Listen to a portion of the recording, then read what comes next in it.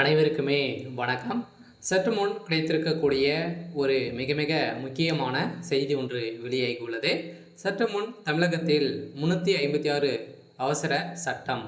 தம் ஸ்டாலின் கதை முடிந்தது. இது மாதிரி செய்திகள் வெளியாயிருக்கு.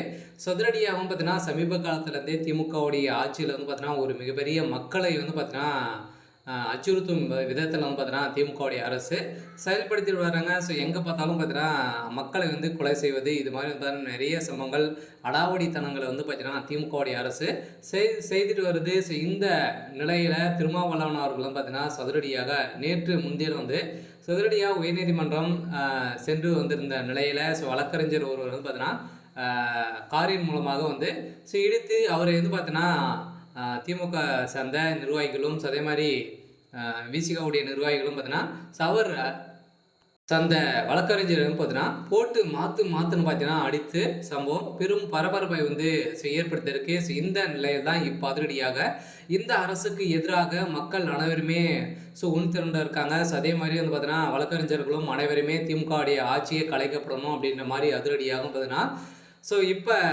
களத்தில் இறங்கியிருக்காங்க, போராட்டத்தில் இறங்கியிருக்காங்க. சொல்ல பார்த்தீங்கன்னா திருமாவளவன் அவர்கள் பார்ப்பதற்காக இவர் அனைத்துமே சட்டத்தை படித்திருந்தாலுமே இவர் செய்தது ஒரு மிகப்பெரிய தவறு. இழிவான மக்களை பார்த்தீங்கன்னா இது மாதிரி செஞ்சிருக்காரு. இந்த சம்பவத்தின் அடிப்படையில் தான் இப்போ அதிரடியாக திமுகவுடைய அரசுக்கு ஒரு மிகப்பெரிய கேள்விக்குறி வந்திருக்கு. ஸோ இதை பற்றி எந்த வீடியோவில் நம்ம முழுமையாக பார்க்கலாம். ஸோ அதுக்கு முன்னாடி நம்ம சேனலுக்கு இப்போ தான் நீங்கள் முதல் முறையாக வந்திருக்கீங்க அப்படின்னா மறக்காமல் நம்மளுடைய சேனலை சப்ஸ்கிரைப் பண்ணி சப்போர்ட் பண்ணுங்கள். ஸோ வாங்க வீடியோக்குள்ளே போகலாம்.